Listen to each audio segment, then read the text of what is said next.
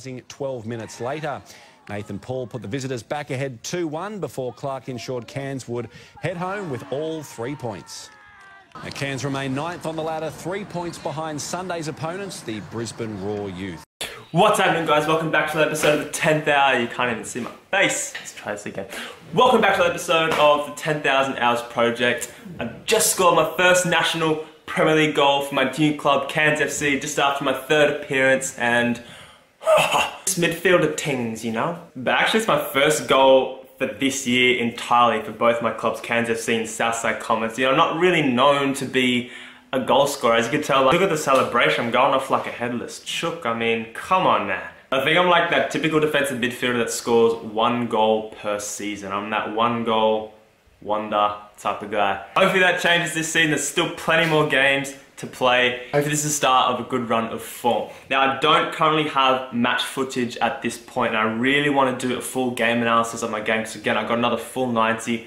I feel like I got myself in good positions. There are a few parts of the game that I want to express to you guys where I could have improved. And again, I want to be as transparent as possible. I want to show my mistakes. I want to show the things that I do well. I'm just waiting on the Cairns FC's media representative, and she usually sends us a download of the game where we can use for ourselves. Hopefully we'll get that before the end of the week, and I can put up a video analysis of the game for you guys. Yeah, it's currently 8 AM at the moment, so I'm going to go and head in and do a general conditioning session, but it's going to be a little different today. I want to incorporate some ball work into my general conditioning session. So I'm going to do a voiceover for you guys because it's something a bit different.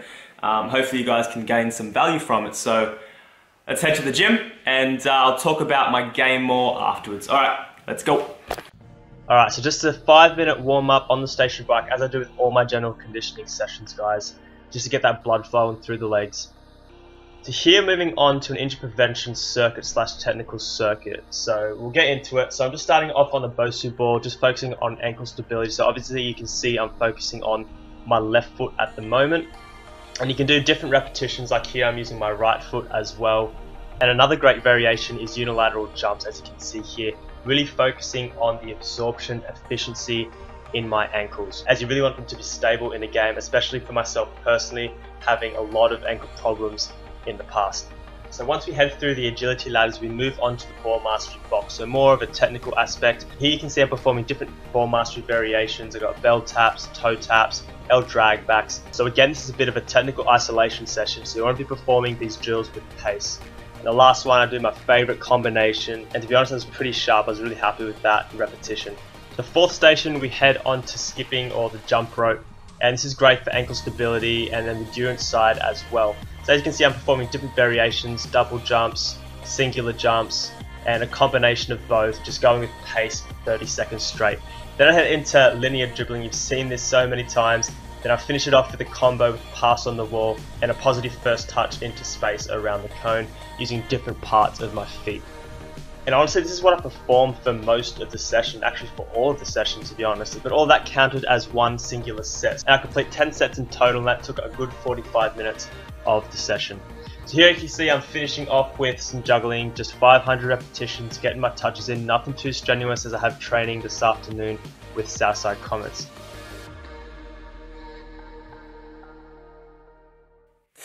Alright, so we're back from the gym. It was a pretty decent workout. Got some good touches in, very light, like I've talked about. It's a good technical isolation session. And this week, actually, I'm just going to quickly talk about my schedule. So we have a Sunday game, which means I can train 5 days a week. So 3 days with Cairns FC, the semi-pro club. Then I can have 2 days with my amateur team, Southside Comets. So Monday, Wednesday, Friday with Cairns FC, Tuesday and Thursday with Southside Comets. Anyways, as for my training hours, I'm clocked up at 3,621 hours. Now, hopefully by the end of this week, I can tally those hours up through team training. Usually team training runs for about an hour and a half to 2 hours every day, so that'll be a good chance for me to clock up some extra hours. And I feel like this is where I need to improve. It's that speed of play, getting in game situations. I've done a lot of work.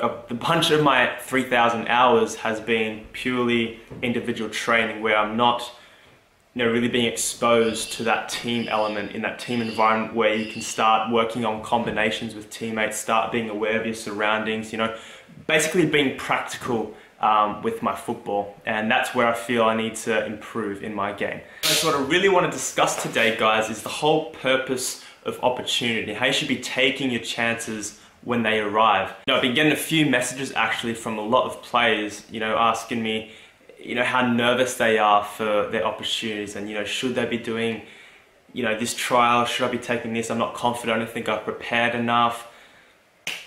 I think it's a very simple question that we often overcomplicate. We complicate the question ourselves. Once we hesitate, once an opportunity arises and we start to hesitate, that's when things start playing with your mind. And the more you hesitate and the longer you wait to make a decision, there's a really high chance that a lot of negativity is going to creep in and you're going to think, no, what, I'm not ready for the opportunity. I'll just wait it out. I'll prepare some more. And then, when you give up the opportunity, you don't actually prepare more. Honestly, yeah, I know what you're going through. You're going to feel really nervous, especially if it's your first big trial or big opportunity, and it doesn't matter what the scale is, whether it's your first high school trial, your first college trial, your first semi-pro trial, your first pro trial.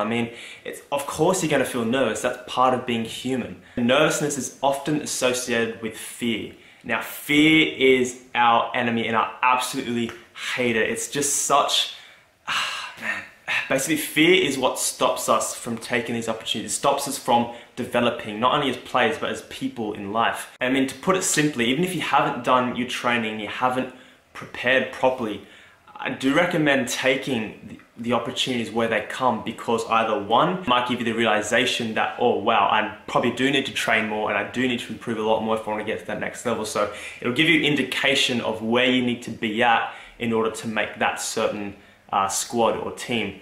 Also, you'll be getting a lot of experience, and yes, you may fail, but that's, I'm sure you've heard the saying before, you got to seek failure if you want to be successful. And on the other hand, there's obviously a chance that you might get into the team as well. You just never know. You don't know until you take the opportunity. But what I'm trying to say is, taking that opportunity will develop you, whether you fail or not. I'm the perfect example of it. I'm not sure if you follow my story closely, follow my social media closely, but in 2016 I trialed with Rochester Rhinos. So they were in the USL at the time, so the division below the MLS in the US. So I traveled from Australia over there and I trialed and I failed miserably. I did not do well at all. I wasn't sharp enough, quick enough, technical enough, it just made me realize, and I was on the trip back home, it made me realize, crap, if I want to get to that next level, I need to be training a lot more and a lot harder and with a lot more intensity. And then I tried with the semi-pro team up here, I tried with F&Q Heat, and again,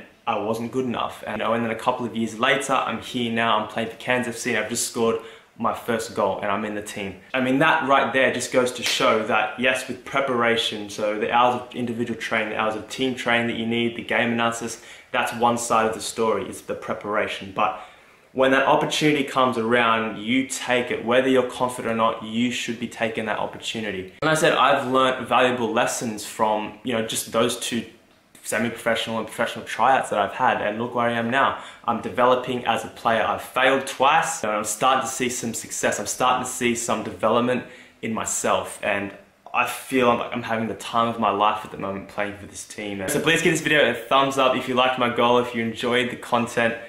Please don't hesitate to subscribe as well if you're new to the channel. Anyways, here's to taking opportunities. I'll catch you later.